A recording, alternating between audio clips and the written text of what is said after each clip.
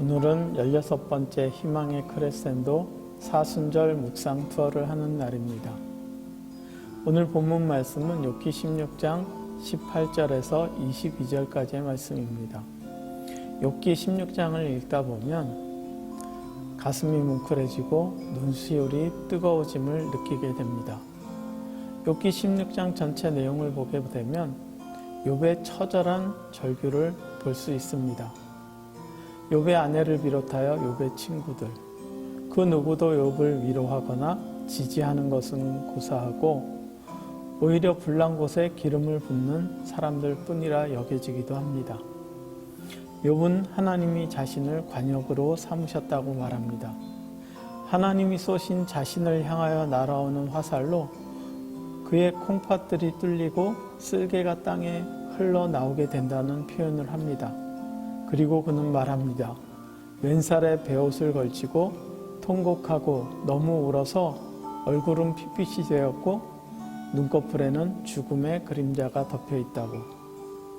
얼마나 고통스럽고 얼마나 두려웠을까? 상상이 가십니까? 욥의 절규의 정도가 얼마만큼인지.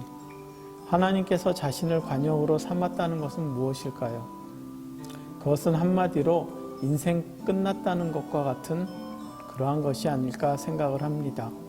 하나님이 궁수라는 것은 결코 피할 수도 없을 뿐더러 그 모든 것은 결국 백발백중이라고 우리는 인정할 수밖에 없을 것입니다.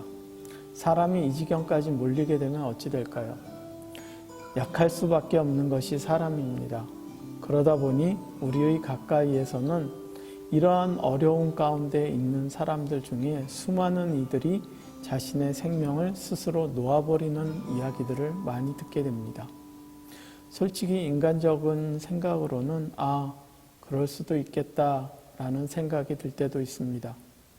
죽음보다 삶 자체가 더 고통스러울 수도 있을 테니까요. 그런데 하나님께서 욥을 온전하고 정직하며 하나님을 경외하는 악에서 떠난 자라고 인정하신 데는 다 그만한 이유가 있다는 것을 알게 됩니다. 놀랍게도 욥은 처절한 절규 가운데서도 이렇게 고백을 합니다. 지금 나의 증인이 하늘에 계시고 나의 중보자가 높은 데 계시니라. 본문 19절의 말씀입니다. 비록 이 땅에서는 자신의 편이 되어줄 사람이 아무도 없지만 자신의 증인과 또한 중보자가 하늘에 있음을 확신하고 있는 것이죠. 욥기서의 결말 부분에 가면 결국 욥이 옳았다는 것을 하나님께서 인정하심을 보게 됩니다. 여러분 고통 가운데 계십니까? 희망이 보이지 않으십니까? 또는 나를 위로하는 사람도 없고 나의 편이 되어 나를 중보하는 중보자도 없으십니까?